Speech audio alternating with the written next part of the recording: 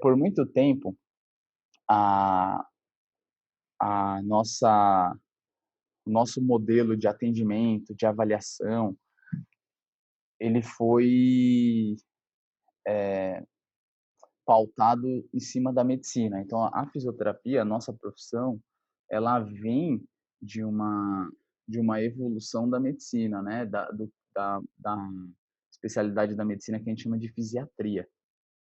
E o diagnóstico da medicina, ele é muito, pautado em cima de um outro modelo de avaliação que é chamado de modelo patoanatômico. Então, em que você leva em consideração a anatomia daquele tecido e o quanto que ele está lesado para responder várias perguntas, por exemplo, para responder o nível de dor do paciente, nível funcional do paciente e etc. Só que tem um problema. Essencialmente, a nossa profissão, ela tem como objetivo devolver a função a alguém. Então, os nossos pacientes, eles só vão nos procurar na clínica com o objetivo único e exclusivamente de voltar a realizar alguma coisa que aquela lesão que ele tem, aquela dor, aquele incômodo, não permite com que ele faça mais durante a vida dele.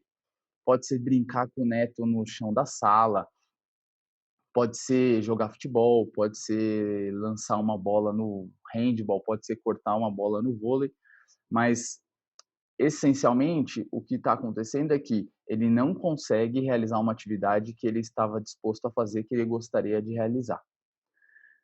Então, se a gente ficar pautado muito nesse diagnóstico que por muito tempo a gente fez, que é o diagnóstico patoanatômico, que você se preocupa só com a lesão daquele tecido em si, com o nível dessa lesão, e não olha muito para a função do paciente, a tendência é que você cometa grandes erros quanto fisioterapeuta. Porque, em vários casos, nós não necessariamente vamos resolver o problema estrutural da lesão. Por exemplo, uma ruptura parcial do músculo supraespinal. Durante um processo de reabilitação na fisioterapia, provavelmente você não vai fazer com que esse tendão se cicatrize e volte a ser um tendão normal de novo. Mas não significa que esse paciente vai ter dor o resto da vida e que você não possa trabalhar com ele e devolver a capacidade que ele tem de se movimentar, mesmo tendo a ruptura parcial daquele músculo. Então, a gente não vai resolver a anatomia, a lesão estrutural, mas nós vamos devolver a capacidade funcional desse paciente. Para que isso aconteça, a gente tem que começar a mudança logo de cara, no que a gente, na avaliação. Então, para que eu consiga devolver função do paciente, eu preciso, na minha avaliação, identificar quais são os fatores que estão ligados com o fato dele não conseguir desempenhar aquela atividade mais. E isso é parte do pressuposto que, dentro da sua avaliação, você tem que avaliar função, coisa que a gente não fazia antigamente, coisa que a gente não fez por muito tempo. A gente ficou muito tempo pautado na lesão estrutural, que é importantíssimo você entender o que é uma lesão, como que ela acontece e como ela se apresenta estruturalmente. Por exemplo, saber identificar uma ruptura do supraespinal no exame de imagem. Mas mais importante do que isso é você entender como aquele indivíduo se movimenta durante essa atividade, durante a atividade que ele tem dificuldade e principalmente como ele está lidando com essa lesão estrutural que ele tem, de acordo com a capacidade que ele tem de se movimentar. Essa é a ideia de um diagnóstico cinético funcional, pautado no movimento.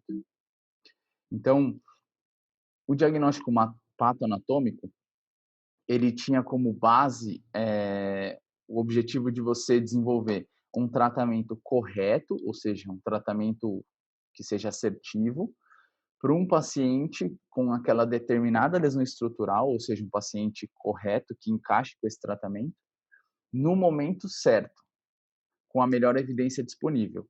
Nada muito longe do que a gente faça hoje, certo?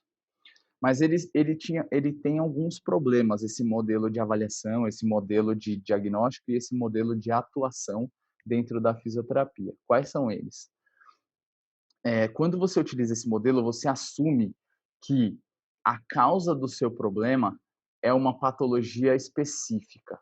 Então, é a lesão estrutural especificamente. Então, vamos supor, quando a gente assume esse modelo, uma pessoa que tem uma ruptura parcial do supraespinal e não consegue fazer elevação do ombro para colocar uma roupa no varal, ou um jogador de handebol que não consegue arremessar uma bola porque ele sente dor no ombro durante o arremesso, você assume que essa dor dele ou essa incapacidade de levantar o braço de alguém que não consegue colocar roupa no varal, ela é diretamente ligada a essa lesão estrutural.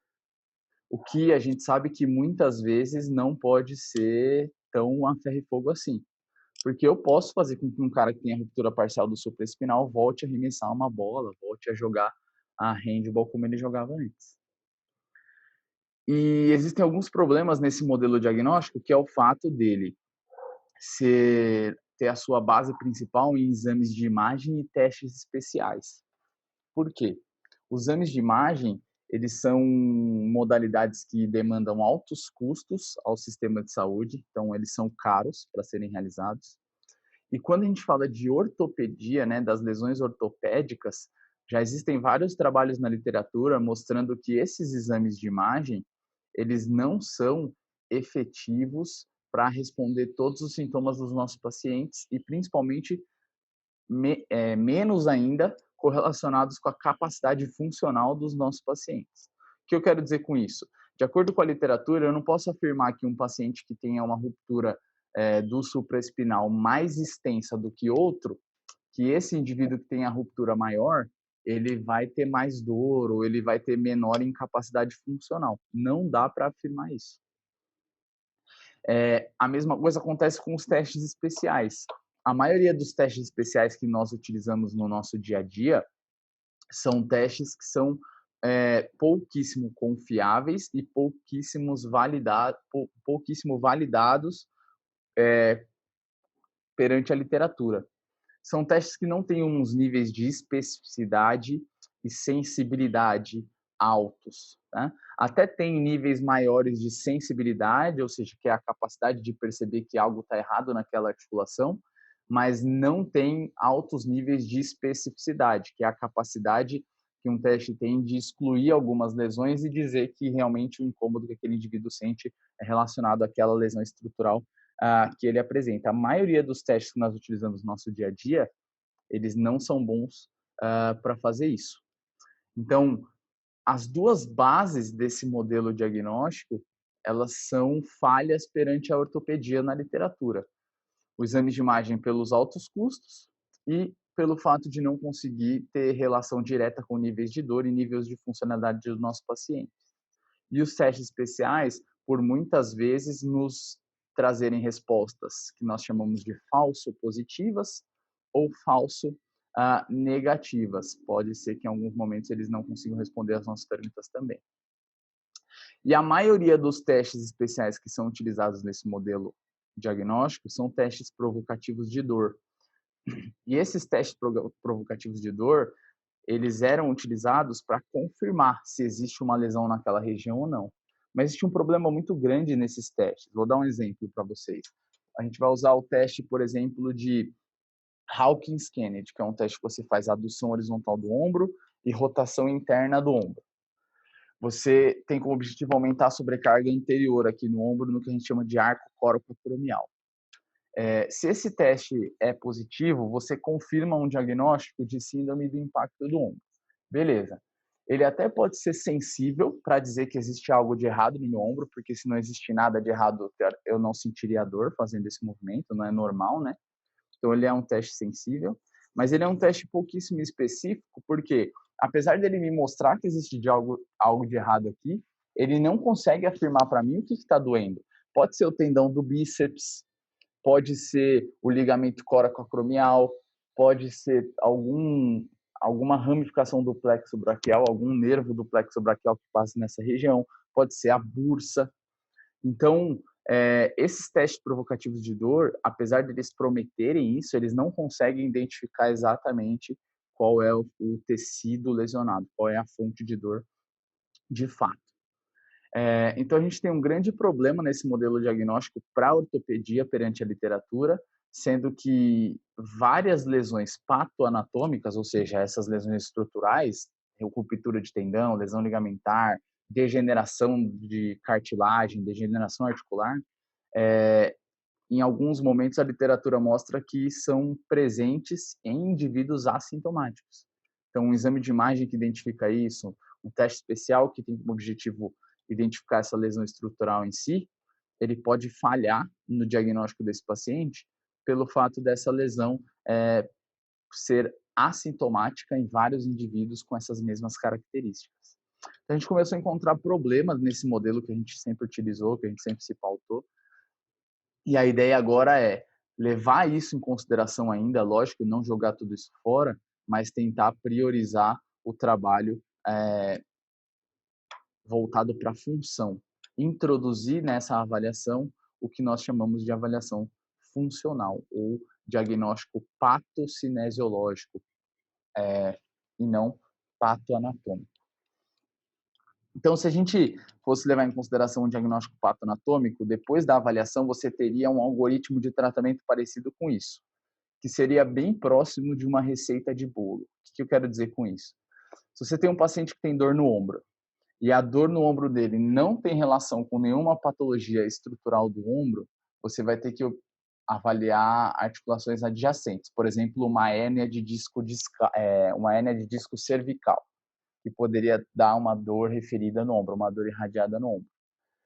Se você tiver certeza, de acordo com a sua avaliação, os testes, que a dor desse indivíduo ela é do ombro em si, você pode ter uma instabilidade nessa articulação, o que indicaria, por exemplo, uma hipermobilidade articular. Você pode ter um diagnóstico que a gente chama de síndrome de impacto do ombro associado a lesões do manguito rotador, e você pode ter o que nós chamamos de capsulite adesiva. Basicamente, esses três diagnósticos são os mais comuns aí no nosso dia a dia clínico.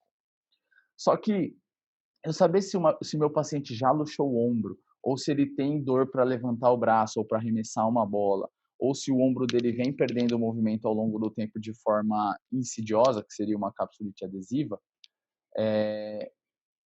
não faz com que eu consiga tratar esse paciente. Então, não adianta eu saber o diagnóstico final desse indivíduo se eu não souber como que isso está impactando na vida dele. Se a gente for tratar os diagnósticos, nós trataríamos com protocolos fechados e receitas de bolo. E não dá para fazer isso hoje na ortopedia, porque lesão não é sinônimo de dor. Ter esses diagnósticos não é sinônimo de incapacidade funcional. Então, eu preciso entender como que o meu paciente se encontra funcionalmente. Lógico que a capacidade funcional dele vai ter, sim, uma relação com a lesão estrutural que ele apresenta, mas não só isso, e devolver essa capacidade para ele ao longo da vida. Então, se a gente fosse seguir a mesma linha dessas dores no ombro, um paciente tem hipermobilidade, eu tenho déficit de estabilidade, eu vou fazer um protocolo de fortalecimento para ele. Um paciente que tem lá a capsulite adesiva, ele tem hipomobilidade, eu vou fazer um protocolo de ganho de mobilidade para ele. E os pacientes que têm síndrome do impacto do ombro, lesão do manguito, têm fraquezas musculares, alterações de controle motor da articulação glenohumeral, da articulação do ombro, nós vamos propor para ele exercícios de fortalecimento. E aí a gente parava aí nesse modelo diagnóstico. Então, a gente até dividia em alguns objetivos dentro da terapia, mas nós parávamos aí. E qual que é a diferença desse modelo para o diagnóstico cinético funcional? Dentro de um diagnóstico fechado, você pode tratar dois pacientes de formas totalmente diferentes. Então, a forma com que eu vou tratar um senhorzinho que tem dor para colocar roupa no varal, ele tem um diagnóstico de síndrome de impacto mais lesão do manguito, por exemplo, uma ruptura parcial do supraespinal. Ele tem dor para colocar roupa no varal. Apesar dele precisar de fortalecimento, assim como um jogador de handball que tem o mesmo diagnóstico dele, precisar de fortalecimento do manguito, da escápula, dos músculos estabilizadores da articulação do ombro, etc., eu vou ter que abordar esses dois indivíduos de formas totalmente diferentes. E principalmente a fase final do tratamento deles não pode ser nem um pouco igual. Porque eu tenho que devolver a capacidade que ele tem de arremessar uma bola, de fazer esse movimento, rotação de ombro, e o outro eu tenho que devolver a capacidade que ele tem de colocar alguma coisa junto com um movimento de elevação. Então, os focos, apesar de eu ter diagnósticos diferentes, os movimentos, as atividades funcionais deles, as exigências, as capacidades físicas que eles precisam para desempenhar aquela atividade do dia a dia deles, são muito diferentes. Então, eu não posso abordar esses indivíduos da mesma forma, não posso tratá-los da mesma forma. E a gente fazia isso num diagnóstico patoanatômico. Nós tínhamos protocolos de tratamento e a gente ficava ali meio que engessado nesses protocolos. No caso do diagnóstico por imagem, como esse protocolo ele foi por muito tempo pautado em cima de diagnóstico por imagem, é importante que você entenda de anatomia, os métodos diagnósticos e a doença. E no diagnóstico cinético funcional, nós não jogamos isso fora. Então, continua sendo muito importante você entender da anatomia daquela lesão, a anatomia normal daquela região e o que seria uma anatomia alterada para você conseguir identificar o que seria uma lesão. Então, isso continua sendo muito importante e o que nós vamos fazer é adicionar função na avaliação. Então, exames de imagem como radiografia, tomografia, ressonância, cintilografia, eles continuam sendo importantes, mas no momento correto.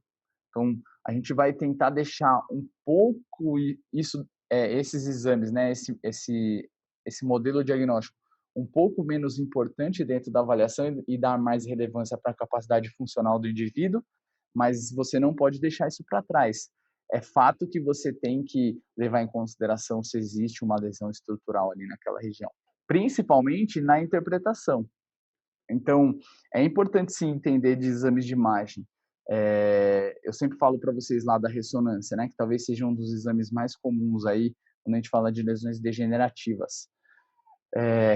Essa imagem da esquerda, que é o osso está bem branco, é chamada de ponderação em T1.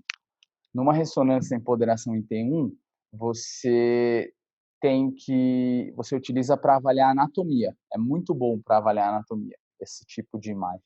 Então, a gente consegue ver aí ó, o supraespinal vindo ali por cima da cabeça do húmero, um pouco mais cinza, né? O músculo ele é um pouco mais cinza.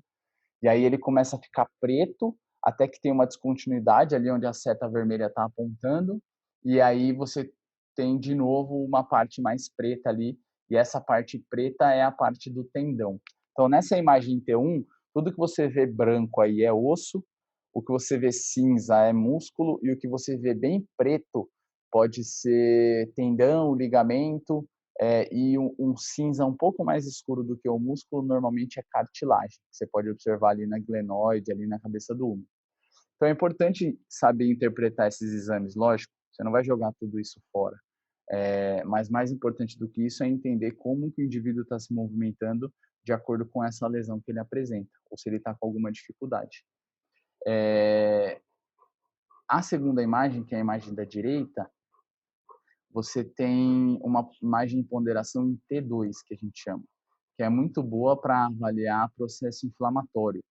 Então, não é boa para avaliar a lesão, a anatomia em si, estruturalmente, e a gente faz isso em T1.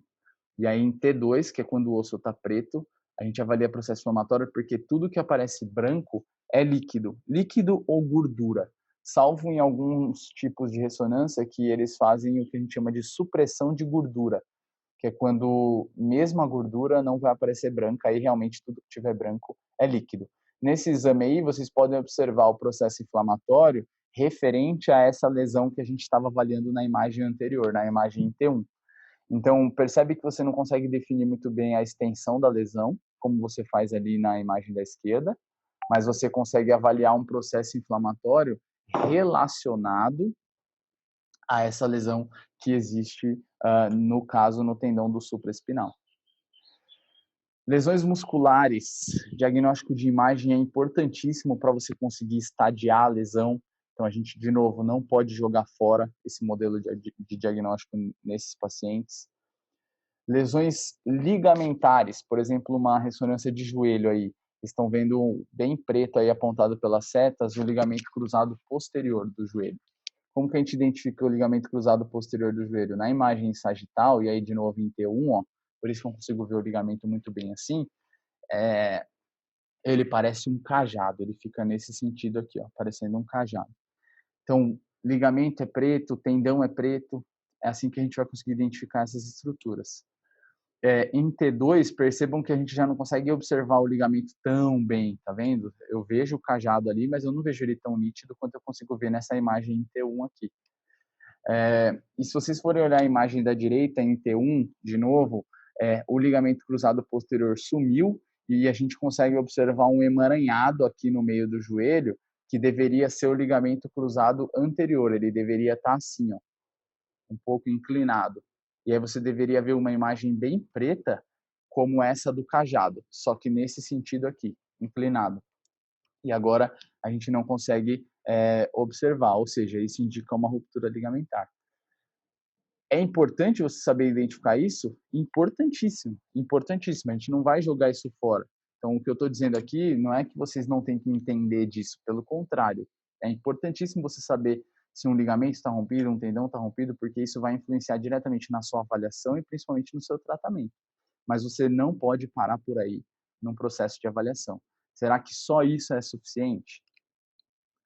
Com certeza não, certo? Com certeza não. Então, além de entender se o ligamento daquele indivíduo está rompido, você também precisa entender como que ele está lidando com essa lesão estrutural, como ele se movimenta relacionado a essa lesão que ele obteve, qual é a capacidade funcional que ele apresenta para conseguir suportar essa lesão, tudo bem? Então, testes como, por exemplo, testes de salto, aqui, testes de salto, no caso de lesões ligamentares de joelho, se for um atleta, testes de mudança de direção, testes de corrida, se for um indivíduo sedentário, reproduzir a atividade do dia dele, que ele tenha mais dificuldade para realizar, por exemplo, eu sinto que o meu joelho fica frouxo para subir e descer escada, você vai reproduzir essas atividades. No caso de um cara que teve uma ruptura ligamentar do ombro e ele é jogador de handball, você precisa reproduzir algum gesto de arremesso, algum gesto relacionado à atividade que ele realiza, para você entender se ele tem capacidade de realizar aquela atividade e como que ele tem realizado esse movimento. Muitas vezes eles podem apresentar mudanças do padrão de movimento consequentes a essa lesão estrutural. E o seu objetivo é devolver essa capacidade funcional para ele. Mas você só vai conseguir devolver isso se você for capaz de identificar esses déficits. Tudo bem? Praticamente toda essa aula ela é pautada em cima desse artigo aqui, ó, da Paula Ludwig e da Paula Camargo. A Ludwig é uma americana, uma referência em lesões do ombro. A Paula Camargo é brasileira, faz vários trabalhos com ela, uma professora da UFSCar. Mas a ideia aqui é mudar um paradigma relacionado ao diagnóstico, de você tentar focar mais num diagnóstico voltado para o movimento e esquecer um pouco desse diagnóstico estrutural. De novo, levando em consideração a lesão estrutural, mas levando em consideração a influência que essa lesão estrutural tem para com o movimento, para com a atividade que aquele indivíduo realiza no dia a dia dele. Então, o diagnóstico cinético funcional, diferente do diagnóstico patoanatômico, ele adota, ele entende que o movimento é uma causa ou uma consequência da dor ou da disfunção que aquele indivíduo apresenta. Na maioria das vezes, na ortopedia em geral, no nosso dia a dia, na fisioterapia esportiva, as alterações de movimento, as alterações de força, as alterações que nós encontramos nos nossos pacientes, elas são consequência da dor ou do incômodo que ele tem para realizar aquela atividade. De alguma forma, ele dá um jeito de conseguir realizar aquela atividade que ele tem como objetivo de fazer no dia a dia dele, como ele tem como objetivo de cumprir no dia a dia dele. Então, isso vai levar a consequências, isso vai levar a alterações de padrões de movimento, alterações de força consequentes, né, subsequentes a uma dor, ao incômodo que ele sinta. Então, assim como no diagnóstico ou na avaliação, o seu objetivo vai ser avaliar movimento, o tratamento ele é totalmente baseado no movimento. Ou seja, o objetivo do tratamento, nesses casos, é devolver a capacidade funcional do indivíduo, devolver a capacidade que ele tem de se movimentar. Que tipo de movimento? Não sei. Depende do movimento que o seu paciente utiliza na vida dele, no dia a dia dele. Pode ser jogar vôlei e pode ser sentar e levantar. Não necessariamente você vai ter uma receita aí de movimentos que você tenha que devolver para ele. A anatomia e biomecânica são a base para você entender movimento. Então, de novo, movimento é a base da fisioterapia. O nosso objetivo é devolver função para alguém, certo? E você só consegue expor alguém ao movimento se você entender de movimento. Você só vai entender de movimento se você entender de anatomia, biomecânica e cinesiologia. Então, como que eu vou devolver a capacidade de alguém de se movimentar? A partir do momento que eu entender como que aquele movimento acontece e quais são as repercussões que esse movimento traz para o corpo do meu paciente. Você não vai excluir uma lesão anatômica, você não vai excluir os fatores psicológicos relacionados à dor, por exemplo, estresse, medo de se movimentar, catastrofização da dor, etc. Mas, essencialmente, a nossa profissão é uma profissão baseada no movimento, no retorno à função. Então, tudo isso só faz sentido se o objetivo final é devolver capacidade que esse indivíduo tem de se movimentar. Então, se a gente fosse ter um fluxograma do que seria essa capacidade diagnóstica, esse fluxograma seria desenhado dessa forma. Se o paciente tem uma dor, certo? Um déficit funcional, ele pode ir direto para um cirurgião ou para um ortopedista ou para um médico do esporte, ou ele pode ir direto para o fisioterapeuta. O fisioterapeuta também pode ser um profissional de primeiro contato. Se o seu paciente chegar de cara em você, é importante você entender da patocinesiologia, né, que é o diagnóstico cinético funcional, ou seja, levar em consideração a lesão anatômica, primeiro para você conseguir, associado a como ele se movimenta, definir se aquele indivíduo ele vai se beneficiar de um tratamento conservador, que é um tratamento baseado no movimento, ou se aquele indivíduo ele precisa ir para um diagnóstico patoanatômico, porque o que vai resolver o problema dele realmente é só a cirurgia. Vou dar um exemplo para vocês. Um paciente que tem a dor para jogar handball, para arremessar, e ele tem o tendão do supraespinal rompido parcialmente, é um indivíduo que não precisa passar por um processo cirúrgico logo de cara. Ou seja, ele entraria nesse diagnóstico cinético funcional, nessa avaliação, que leva em consideração a lesão estrutural, a anatomia, mas principalmente leva em consideração as capacidades que ele tem de realizar um movimento, de realizar um arremesso, no caso. Se ele tem força no manguito, se ele tem mobilidade preservada, se ele tem estabilidade na escápula para fazer isso, e etc. Esse caso, especificamente, é passivo de tratamento conservador, ou seja, o seu objetivo é devolver qualquer déficit que você encontre relacionado a esse movimento dele. Essa intervenção do movimento, ela pode funcionar e ele evoluir com um retorno funcional satisfatório, efetivo, ou pode ser que você falhe nisso e você tenha que enviar ele para um outro profissional que talvez tenha uma outra abordagem com ele, por exemplo, um ortopedista que possa fazer uma sutura desse tendão do manguito, já que o tratamento conservador não teve efeito positivo. Agora, você pode ter um outro paciente que chegue até você e que tenha uma lesão total do supraespinal, do infraespinal e do redondo menor. 3 músculos do manguito rompidos. Esses pacientes têm um prognóstico muito pior de evolução no tratamento conservador. A chance deles melhorarem é muito baixa. Na verdade, a cirurgia tem chance maior de melhorar esse paciente e depois a reabilitação, né, no pós-cirúrgico, do que um tratamento conservador logo de cara. Você até pode oferecer para ele um tratamento pré-operatório, né, para prepará-lo para aquela atividade, para prepará-lo para a cirurgia, mas o que vai resolver o problema dele, com certeza, é a cirurgia. Daí vem a importância de você entender da anatomia, da lesão patoanatômica em si. Mas quando você for para o tratamento, você tem que deixar isso um pouco de lado e focar nas capacidades físicas daquele indivíduo, na capacidade funcional daquele indivíduo. Vou dar um exemplo claro para vocês. Vocês avaliam um paciente que é arremessador, faz esporte de arremesso, por exemplo, jogador de handball, e ele tem um déficit de rotação total do ombro. O normal é que nós tenhamos 90 graus de rotação externa, 90 graus de rotação interna. A gente sabe que jogadores de de esporte de arremesso normalmente tem um ganho de rotação externa do ombro e um déficit de rotação interna do ombro, ou seja, você pode encontrar que ele perca essa amplitude total de rotação. Por exemplo, ele tem só 160 graus total de rotação. E isso é decorrente da perda de rotação interna. Você pode expor a ele a um alongamento para rotadores externos do ombro, o que a gente chama de alongamento do dorminhoco, que seria esse exercício aí com a rotação interna do ombro.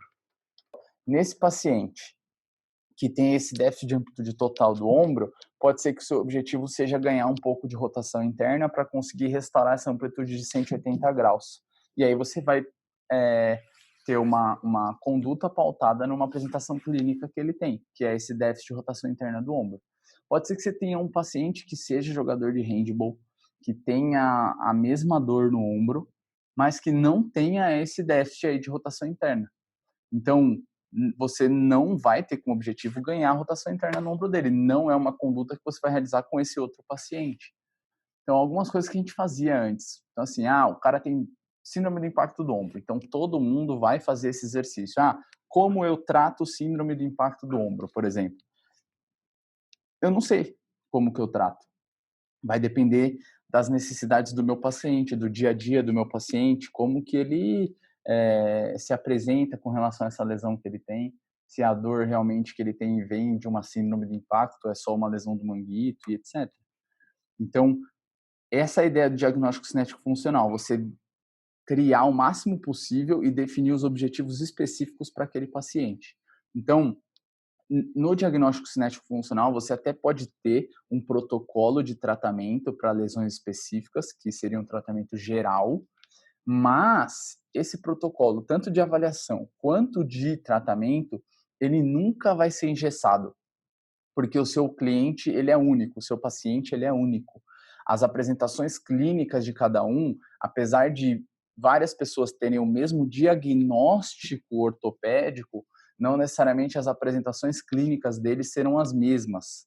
Automaticamente as suas intervenções jamais serão as mesmas, porque as pessoas têm níveis funcionais, necessidades funcionais totalmente diferentes de uma das outras, tudo bem? Então, essas apresentações clínicas elas serão totalmente diferentes de um para o outro, automaticamente as suas condutas também têm que ser.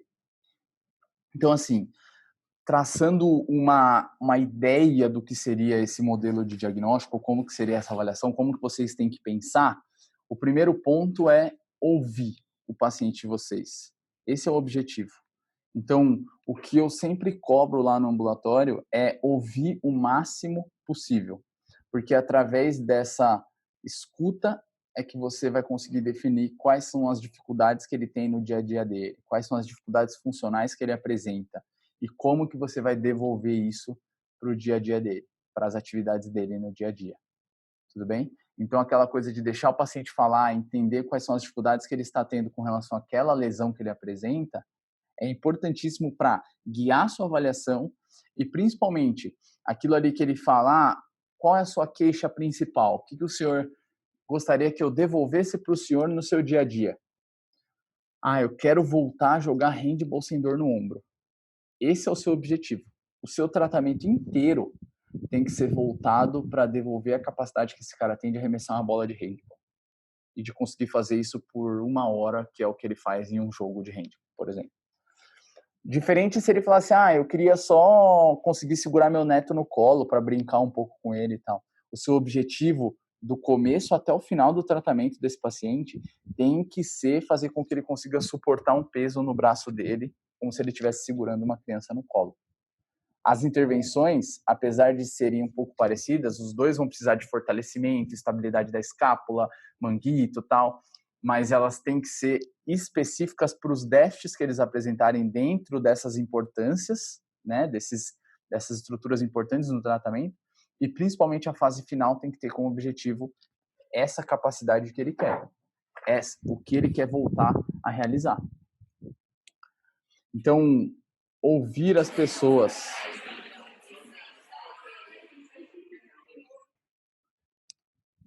Certo? Ouvir é muito importante ali no dia a dia. Isso é primordial. Inspeção, ou seja, tudo que você vê importantíssimo para tratar esses pacientes. Então, a inspeção já começa a te dar a ideia de prognóstico, já começa a te dar a ideia do estadiamento daquela lesão.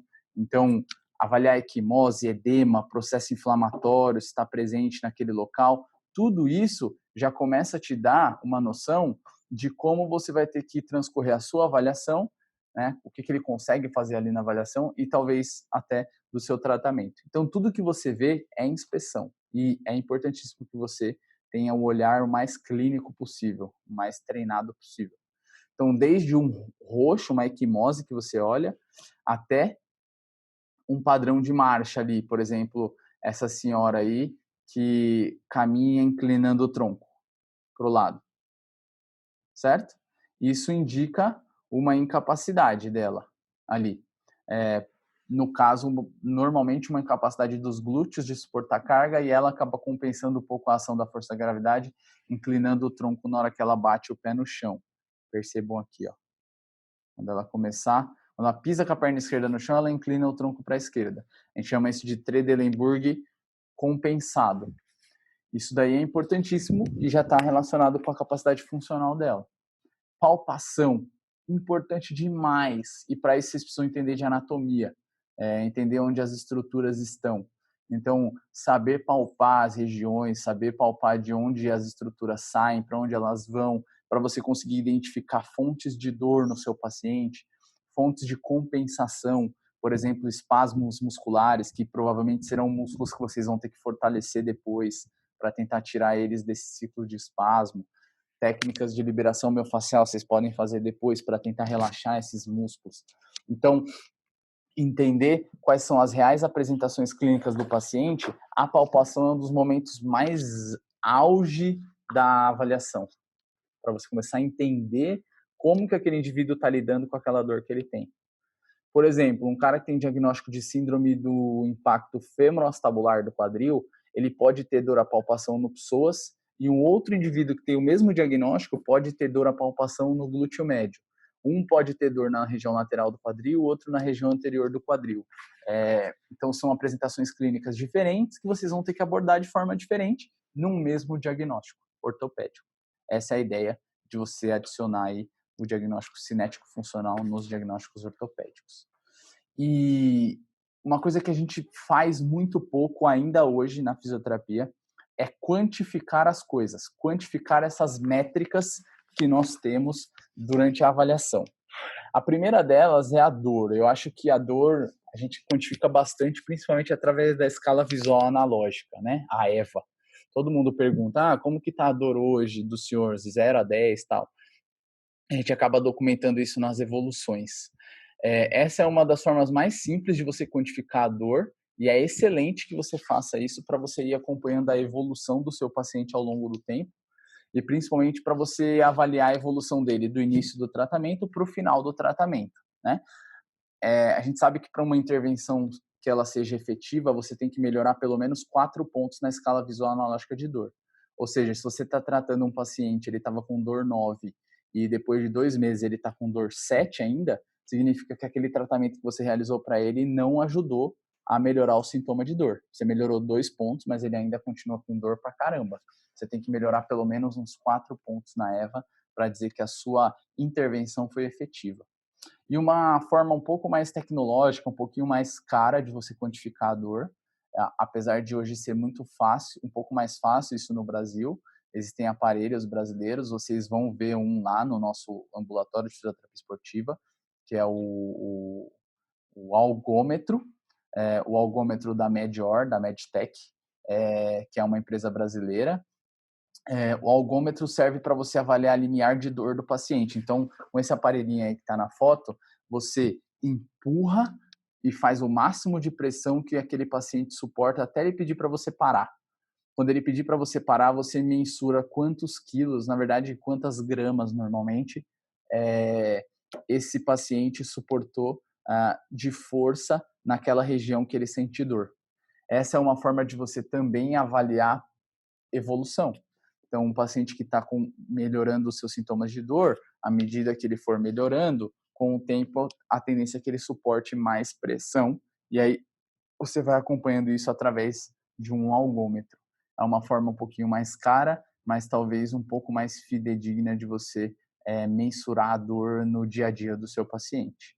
Normalmente é assim que se faz em estudos científicos. Não se usa a EVA, mas o algômetro é uma ferramenta um pouco mais confiável para isso. Testes especiais, que a gente vai discutir um pouquinho sobre eles mais tarde. A gente então tem que esquecer deles, porque né, eles dão muito erro, né, muito falso positivo, muito falso negativo na ortopedia e tal. Eles não são muito específicos. Não, pelo contrário. Principalmente testes especiais que têm relação com apresentações clínicas, vocês devem levar em consideração. O que eu quero dizer com isso? Testes especiais que têm como objetivo identificar rupturas tendíneas no ombro, tem vários. Testes especiais que têm como objetivo identificar rupturas ligamentares no ombro, no joelho, existem vários. Esses testes são importantíssimos para você começar a traçar um nível de capacidade física daquele indivíduo. É fato que alguém que tenha esse teste de Lachman aí, aqui, positivo, ou seja, uma lesão do ligamento cruzado anterior positiva, ele tem menor estabilidade no joelho do que alguém que tem o teste negativo, certo? Então, você tem que levar isso em consideração, até mesmo quando a gente fala em função.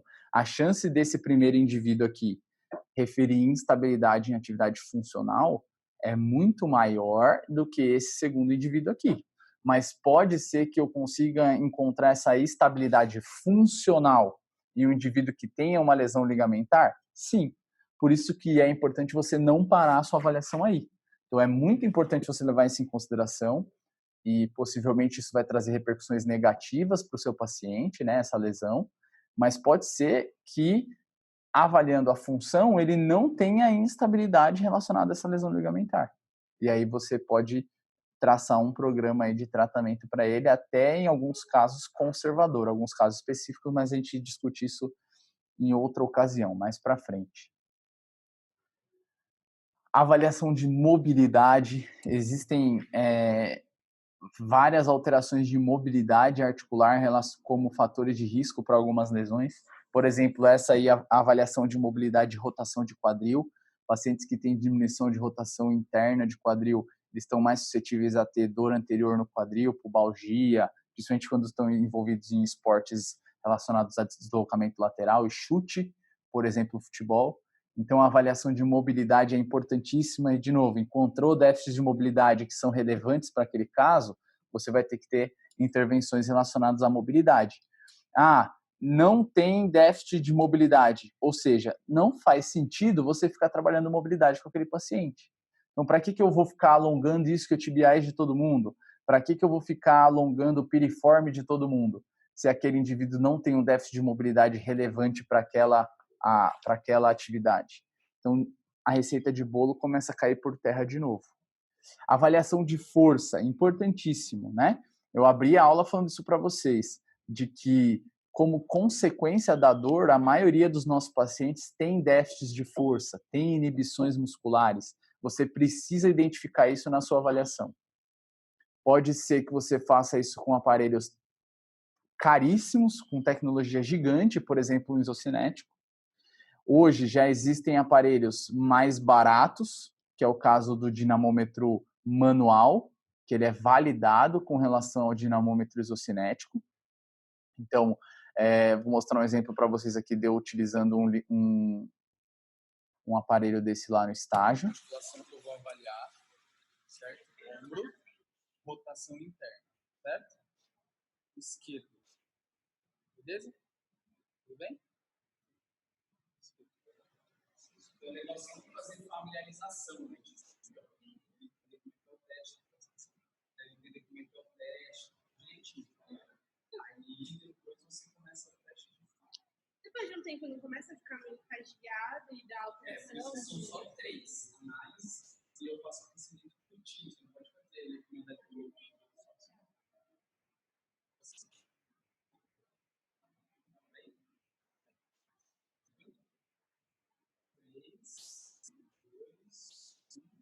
Força, força, força, força, força. Vamos aí.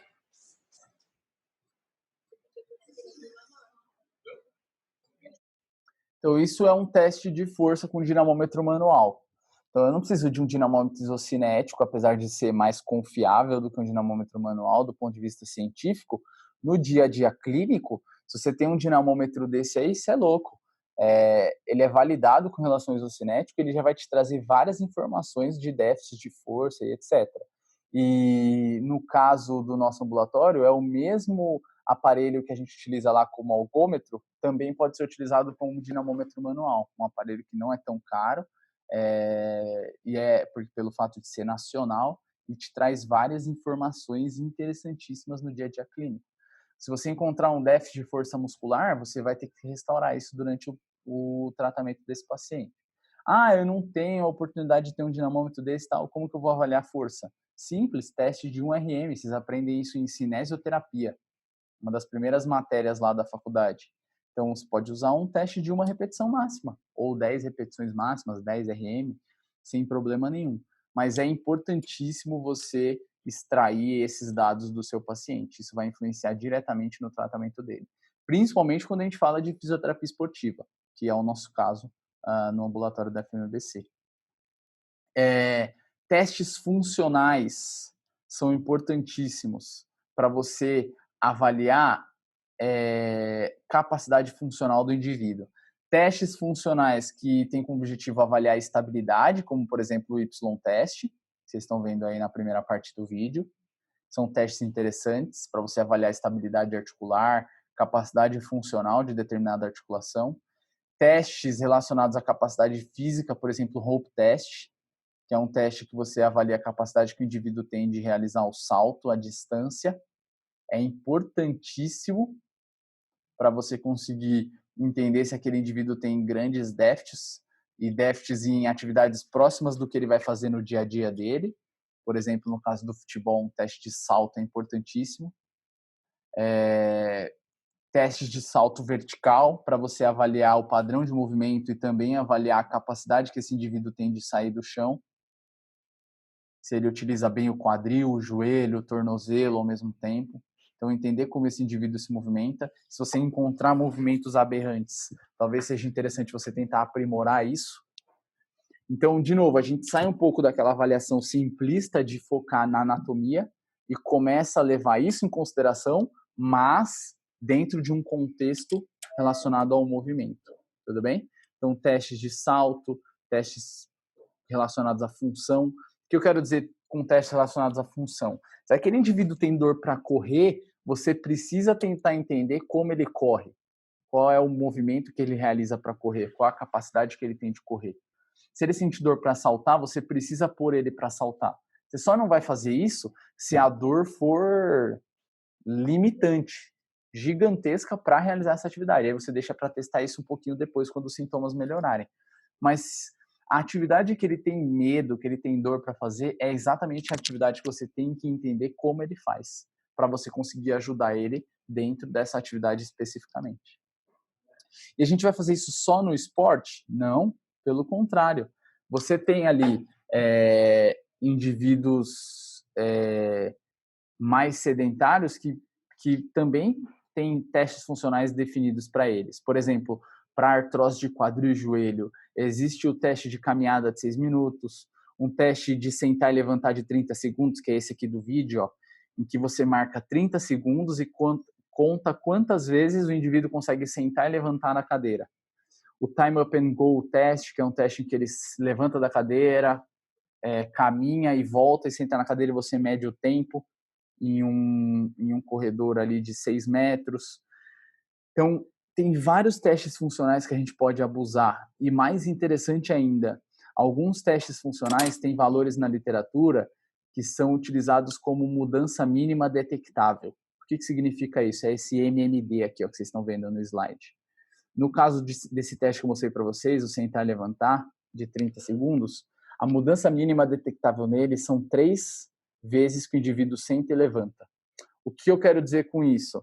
Se você fez um programa de tratamento para um determinado indivíduo, e nesse programa de tratamento, quando você avaliou no final dele, o seu paciente sentou e levantou 3 vezes mais do que ele tinha sentado e levantado antes, significa que o seu tratamento serviu para melhorar a capacidade funcional dele, serviu para fez diferença no dia a dia funcional dele, na capacidade que ele tem de se movimentar. Agora, se ele melhorou só uma vez que ele sentou e levantou, tudo isso que você fez não fez diferença no dia a dia dele, na capacidade funcional. Pode ter melhorado o sintoma, pode ter melhorado a dor, tal, mas funcionalmente ele não está melhor. A gente chama isso de mudança mínima detectável. Dentro das escalas funcionais, que também é uma outra forma de você avaliar a capacidade funcional do indivíduo, além dos testes funcionais, aqui eu coloquei alguns exemplos para vocês, por exemplo, a LEFS, que é uma escala funcional de membro inferior, significa Lower, o L, Extremity Functional Scale, né? Escala funcional do membro inferior. Você tem o MMD de 11 pontos. De novo, então, para eu dizer que o meu tratamento foi efetivo e melhorar a função desse meu paciente, a pontuação que ele apresentou lá quando ele respondeu essa escala para mim, quando eu vou reavaliá-lo, tem que estar pelo menos 11 vezes melhor, 11 pontos melhor. 11 vezes não, 11 pontos na escala melhor. Ela vai de 0 a 90. Tudo bem? Então, é uma forma de você conseguir avaliar como que esse indivíduo se movimenta. Se ele tem uma capacidade grande de se movimentar ou se você vai ter mais dificuldade em expor ele ao movimento e etc.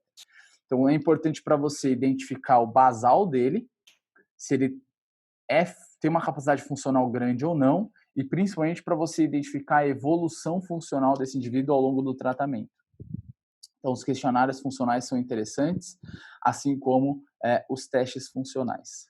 Então, dentro de tudo isso que a gente discutiu, nós sairíamos daquele modelo de diagnóstico lá bem simples, que vocês viram lá no modelo patoanatômico, e dentro da nossa avaliação, como eu dei muitos exemplos de ombro, eu deixei aqui no final um exemplo da articulação do ombro para vocês. Então, tem um paciente, um jogador de vôlei que chega com queixa de dor no ombro, uma dor atraumática, ou seja, lá no jogo ele não caiu, não bateu o ombro, não sentiu que o ombro saiu do lugar, nada. Ele só sente dor para cortar a bola. Uma dor que começou do nada, sem um trauma específico. Essa dor, ela pode ter origem no ombro, mas pode ser que ela tenha origem em outra articulação. Por exemplo, cervical, no caso de uma hérnia de disco cervical, você pode ter a dor no ombro, por exemplo, também vindo de alguma alteração no próprio cotovelo. Então, a primeira coisa que você tem que fazer é excluir a influência de lesões em outras articulações, influenciando na articulação que você quer tratar. No caso, o mais comum de se fazer é excluir a possibilidade de uma lesão na cervical influenciando numa dor no ombro, que a gente chamaria de cervicobraquialgia. E a gente consegue fazer isso através de alguns testes especiais, dá para a gente fazer isso.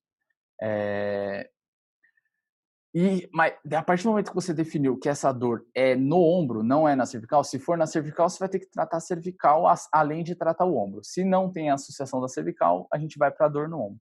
Então, uma dor traumática no ombro, ela pode ter causa mecânica e causa não mecânica. Uma causa não mecânica seria uma alteração no processamento da dor, né? Por exemplo, um indivíduo que é muito estressado, fica muito tenso, pode ter dores no ombro relacionadas à sobrecarga do dia a dia, é um indivíduo que tem alterações psicológicas como depressão, tal. Existe a possibilidade dele sentir mais dor do que o indivíduo que não apresenta essas características. Então, é importante você também excluir a possibilidade de uma bandeira amarela aí, lesões relacionadas a fatores psicológicos. Se você observar que ele apresenta essas alterações, além do tratamento baseado no movimento, você também vai ter que expor ele a um tratamento biopsicossocial, e que se for num nível muito grande, talvez você até precise de ajuda de outros profissionais, como por exemplo um psicólogo ou um psiquiatra. Agora, no caso do ombro, uma causa mecânica, ou seja, relacionado à fraqueza muscular, hipomobilidade, restrição de movimento, alteração de controle motor e tal, você pode ter ali no ombro, então, as anormalidades dos movimentos escapulares, né? O que a gente chama de discinesia escapular, e a anormalidade nos movimentos da articulação glenohumeral em si, né? Da articulação, não no símbolo do membro superior, mas só na articulação glenohumeral. E aí, no ombro em si, na articulação glenohumeral, você pode ter hipomobilidade, que é a restrição de movimento articular, ou pode ter uma instabilidade, uma hipermobilidade, que é excesso de movimento. No caso da escápula, você pode ter vários movimentos que podem estar alterados. Você pode ter uma falta de rotação para cima, que é a diminuição do movimento de upward. Você pode ter uma falta de inclinação posterior da escápula, ou seja, ela encostando mais nas costelas durante o movimento, mais estabilizada. Você pode ter uma clavícula muito elevada, o que automaticamente vai fazer com que a sua escápula seja muito elevada. Então, você precisa observar se essa alteração de movimento da escápula está influenciando no incômodo que o seu indivíduo sente no ombro ou não. Assim como você precisa identificar se ele tem déficits na articulação do ombro em si, hipermobilidade ou hipomobilidade. Além disso, é importante você avaliar as capacidades físicas desse indivíduo. Então, se ele tem um déficit de flexibilidade, ele vai se beneficiar de alterações de exercícios que têm como objetivo o ganho de mobilidade. Se ele tem déficit de resistência muscular, o seu trabalho de fortalecimento tem que ser focado para resistência. Se ele tem déficit de força, o seu trabalho tem que ser focado para força. Se ele tem um déficit de coordenação no movimento, déficit de controle motor, você pode expor ele a um retreinamento de controle motor, um retreinamento de movimento. Então, qual que é a ideia? Tentar identificar quais são os déficits relacionados ao movimento desse indivíduo, principalmente as capacidades físicas dele, e essas capacidades físicas que estejam alteradas e que têm relação direta com o movimento que você quer devolver para ele, são as capacidades físicas que você vai ter que devolver, você vai ter que trabalhar com ele. Então, você não vai trabalhar alongamento, fortalecimento e controle motor com todo mundo que tem diagnóstico de tendinopatia do ombro. Porque pode ser que com o mesmo diagnóstico eles tenham repercussões funcionais, atividades funcionais, alterações totalmente diferentes um dos outros. Então, o diagnóstico cinético funcional, ele leva em consideração a validade e a confiabilidade dos testes. Então, usem testes validados e confiáveis, mesmo os testes funcionais e os testes especiais, tudo perante a avaliação. E também levem em consideração a efetividade das científicas, né, das intervenções que vocês vão propor para os seus pacientes. Então, não é só tipo, vamos devolver esse movimento aí do jeito que for. Não. De forma efetiva, válida e confiável perante a ciência, né? Se você achar que é necessário, é importante que você adicione o estadiamento da lesão. Por isso que também você não pode jogar fora o fato de conhecer a patoanatomia, a lesão estrutural. Você precisa entender disso para você conseguir traçar prognóstico, associado à capacidade que o indivíduo tem de se movimentar, a capacidade funcional dele. Certo? Então, sejam simples nas intervenções. Se o seu objetivo é trabalhar força, trabalhe força. Se o seu objetivo naquele dia é trabalhar propriocepção, trabalhe propriocepção. Não faz sentido você colocar um cara em cima de uma cama elástica para fortalecer a panturrilha. Você quer trabalhar o quê? Propriocepção ou fortalecimento? Se você quer trabalhar fortalecimento, coloca ele com carga estável para recrutar aquele grupo muscular. Se você quer trabalhar propriocepção, exponha ele a atividades que você gera desequilíbrio. A cama elástica pode ser uma delas. Tudo bem? Então, tenham foco e sejam pontuais nos déficits dos seus pacientes. Assim, a tendência é que os seus resultados eles sejam melhores e muito melhores do que quando vocês ficam reproduzindo receita de bolo, reproduzindo protocolos fechados. Certo? Qualquer dúvida que vocês tiverem aí, me manda aí mensagem, WhatsApp, no meu Facebook, no meu Instagram. A gente está com um grupo aí, que vocês precisarem no meu e-mail. Pode ser que vocês não tenham dúvida agora, mas pode me mandar depois, tá bom? Sem problema nenhum.